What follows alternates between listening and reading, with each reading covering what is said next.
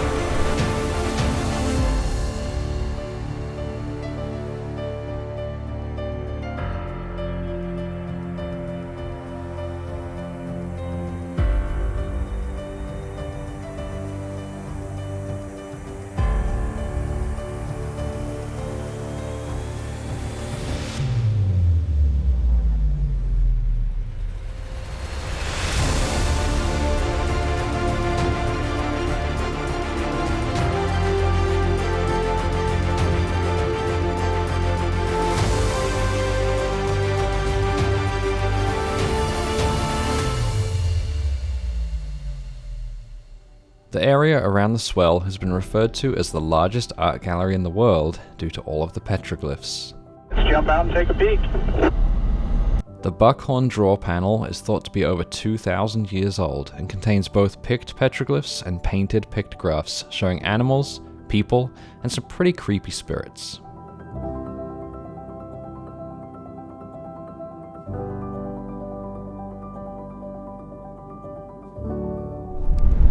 How's this for a view? It's the Wedge Overlook, and this is Sid's Mountain Wilderness behind me, and you can probably tell it's kind of windy, and it's kind of the trade-off. Anytime you've got great views, you also unfortunately have wind that goes with it. So campsite is very windy tonight. We've got a bunch of dust in our food, jambalaya for dinner tonight, and hopefully when I get the tent set up behind me, it is the hard shells facing into the wind, so hopefully it won't be too bad.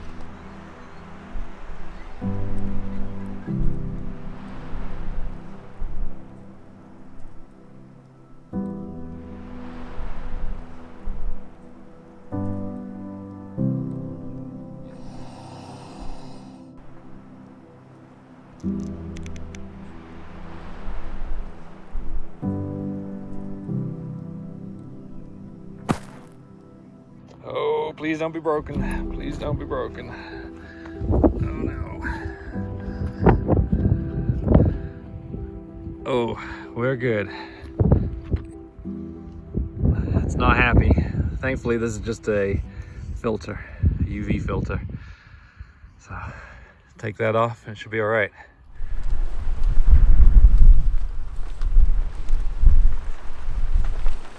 As the sun set that evening, the wind picked up even more. By the time we got into the tents, it was battering us. We weren't going to sleep, so we packed up to find somewhere a little more sheltered. Yeah, I mean, even I was getting, like, it was rocking me around, I wouldn't have slept.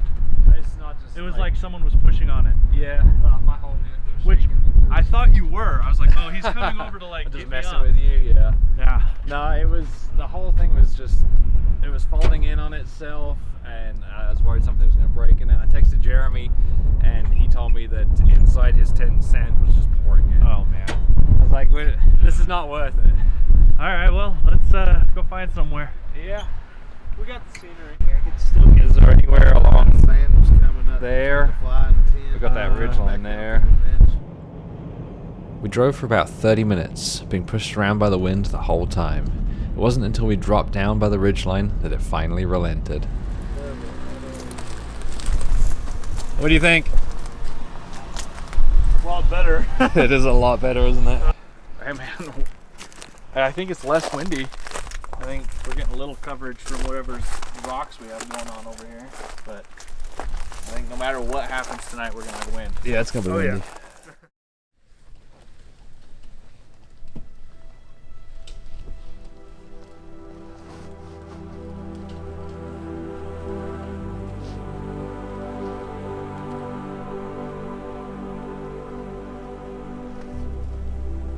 Well, this spot ended up being a lot better than up on top. Up on top we were just getting pummeled by the wind. Down here, for the first few hours, it's just kind of, there was no wind at all. It did pick up at about 2 a.m. It was quite gusty, kicked up a lot of sand, kept me awake for an hour or so, but then it died down again. And right now you can tell it's quite peaceful again, so it was a good spot, a good change. It was worth doing. So today, we actually continued along the trail a little bit last night. Today, we've got a short distance to go south before we hit a water crossing. And I've heard that there's a possibility it could be quite a deep water crossing. The river was about half a mile from camp. It wasn't deep.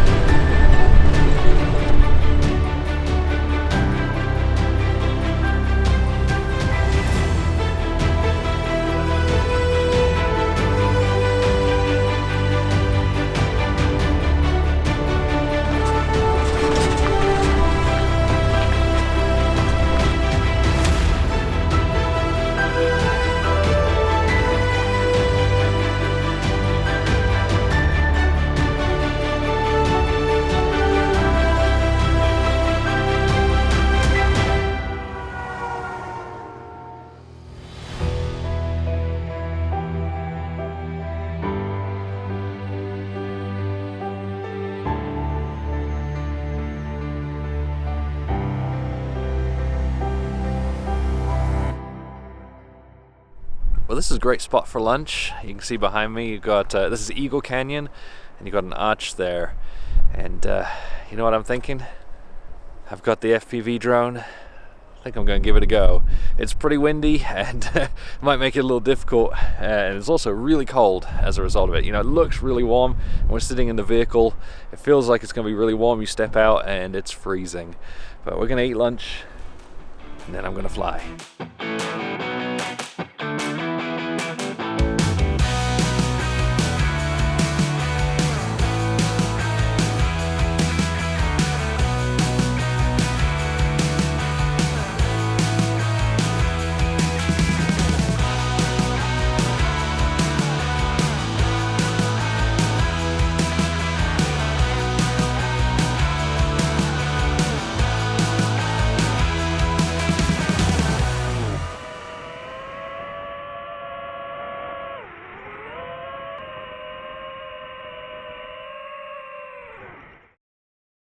Justin had a quick go with the drone and walking in third person. Look at me, Mom! Then we continued on our way, past Swayze Cabin, built in 1921 by some of the first settlers who named most of the canyons and features in this area, and on south towards Temple Mountain.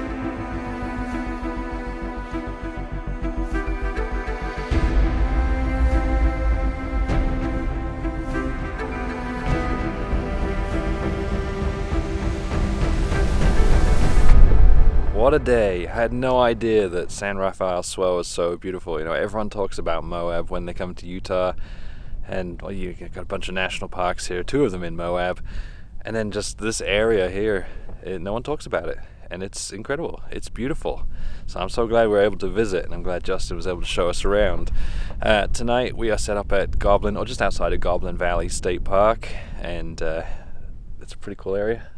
Fly the drone around a little bit.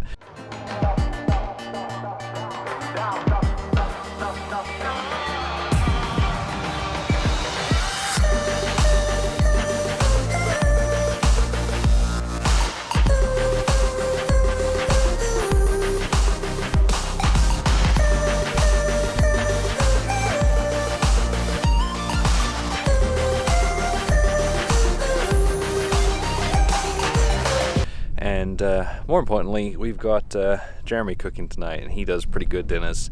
One of the things I've had a lot of people ask for is showing how we kind of cook, and my cooking's boring, but I'll show you what Jeremy does.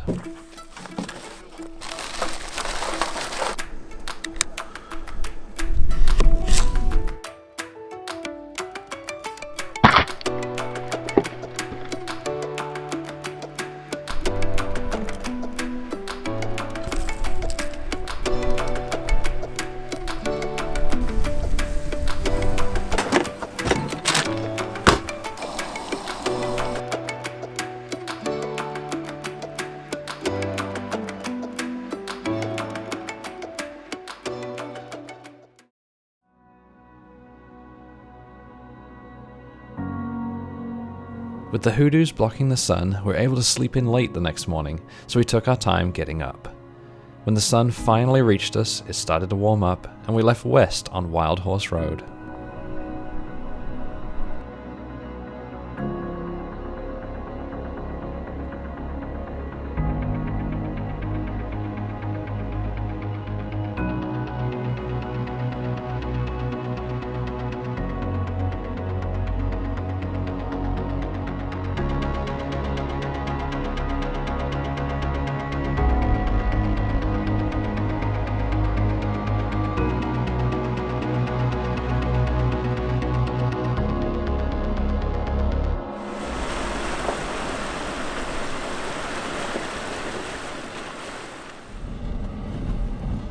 About 15 miles in, we crossed Muddy Creek and cut south across the open and dusty desert towards Caneville Reef.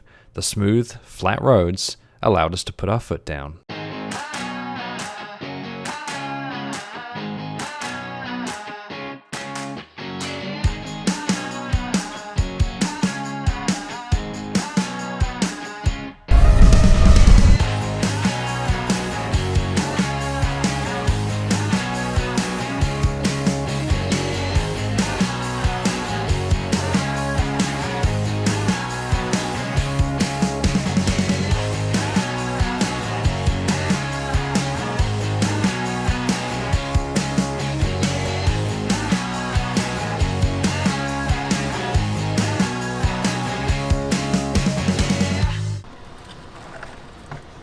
Ooh, look at that. That might be why we're not getting very much in the way of air conditioning.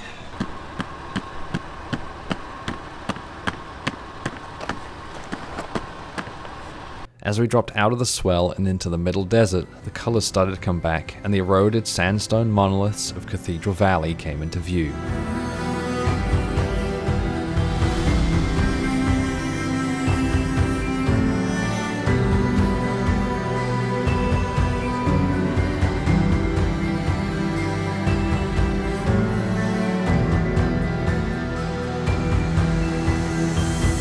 I have a lot of people that comment and ask, how do I get permission to fly in national parks? And the answer is I don't, because I don't fly in national parks. So all that drone footage you just saw was that way, and that's all BLM land. I'm allowed to fly there. And then just the other side of this fence is the national park boundary, so there won't be any more drone flying. There are lots of rules with drone flying. It is kind of difficult to know, but any national park, national recreation area, anything beginning with national, you can't fly in. Wilderness areas and some state parks too. But we're going in national park now, so everything from here on out will be handheld.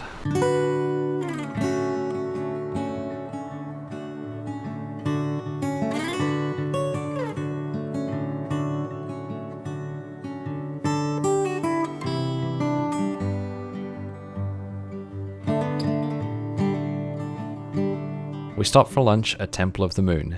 Despite our late start that morning, the fast and easy roads across the desert have put us way ahead of schedule. We are so ahead of schedule, I don't know what to do.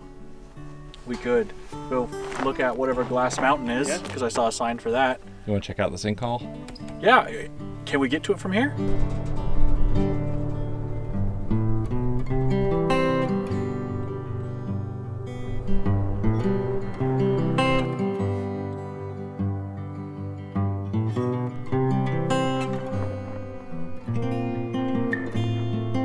The sinkhole was formed through the water erosion of a large gypsum deposit that sits right under the sandstone cliff.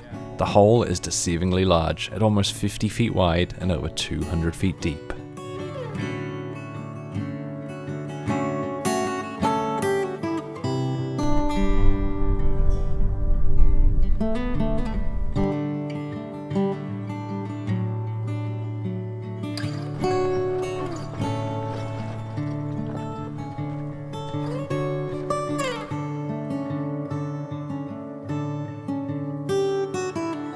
It's well worth taking a drive through Cathedral Valley. At the very least, make your way up to the upper Cathedral Valley Overlook. From there, we took Harnett Road southeast, back out of the park into the beautiful Bentonite Hills.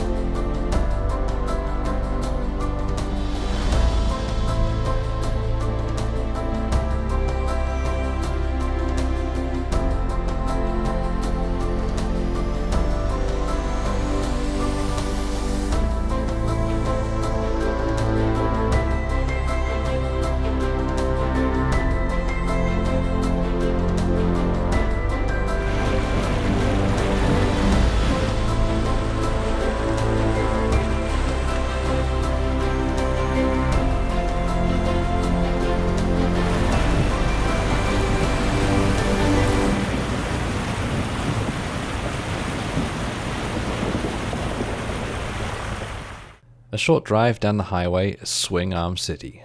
Swing Arm City is a BLM designated OHV play area where camping, cross-country travel, and general off-road vehicle fun is allowed.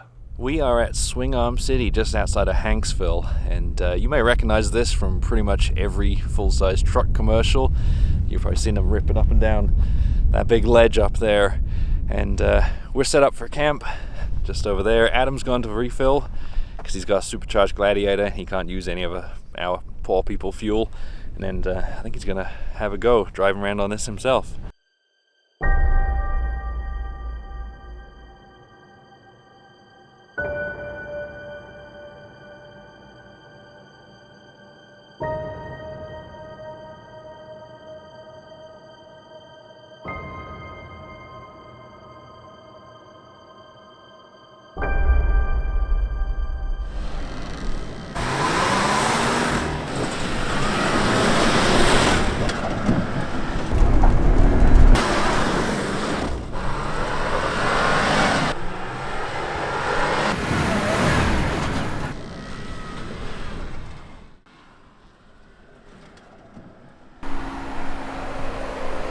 Dude, how'd it feel? It's scary, and then you do it multiple times and it's all right. Is it everything you ever wanted? Yes. This is what I've been waiting for.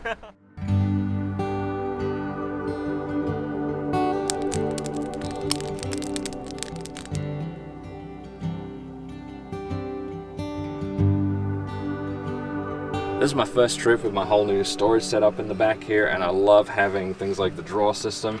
It helps keep everything so much better organized, and I've got all my cooking, my food stuff in here. In the back of the drawer, got more food. There's just so much storage. It's nice not having everything loose in the back here. This also has my new 100 amp hour lithium battery in here, hidden away, and it just keeps everything charged. You probably know that I use a lot of drone footage. By the time you've made it this far in the video, about 90% of it's probably from the drone, which means I've got those 3 batteries on constant rotation. Uses a lot of power. And last night, also when it got a little cold, I got my heated blanket, so my power demands are really high. Keeping it all charged, I've got the Red Arc Manager 30, and I love this thing. I actually brought some solar panels thinking I'd need them, and I haven't. The vehicle while I'm driving actually just charges them. If I was going to set up here for a couple of days, then yeah, I'd get them out, but I drive for a couple hours, it charges it up. Just east of Swing Arm City is the Burpee Dinosaur Quarry, which is famous for being the site of hundreds of Jurassic period dinosaur fossils, including the enormous Brontosaurus and Brachiosaurus. Obviously, we just had to check it out. Ready to go. Let's find some dinosaurs.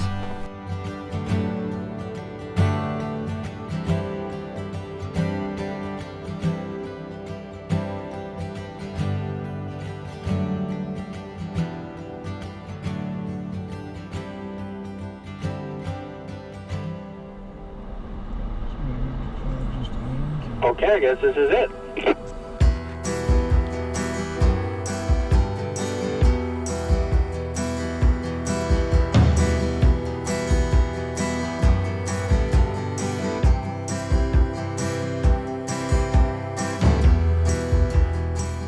Well, we've been walking around for about 20 minutes now and haven't found any sign of any dinosaur bones. I think part of the problem is we don't really know what we're looking for. I did find one rock that looked a little bit like petrified wood, so if you know what it is, let me know, any paleontologists watching. I do think we might be looking in the wrong place. That's the issue. There's no signs or anything here telling us where to look. It could be, like, I feel like going down there is probably one of the better places to go because that's where all the erosion is, so something might be exposed, but who knows? This is a huge area. We could be hunting for days, but I think we're gonna call it a day and continue. Being so far ahead of schedule, we made a quick stop in Hanksville for lunch and an enormous milkshake at Stan's Burger Shack. There, we discovered what dinosaur fossils actually look like. 3 miles north of Hanksville, we turned off pavement again and headed across the open San Rafael Desert towards our final destination.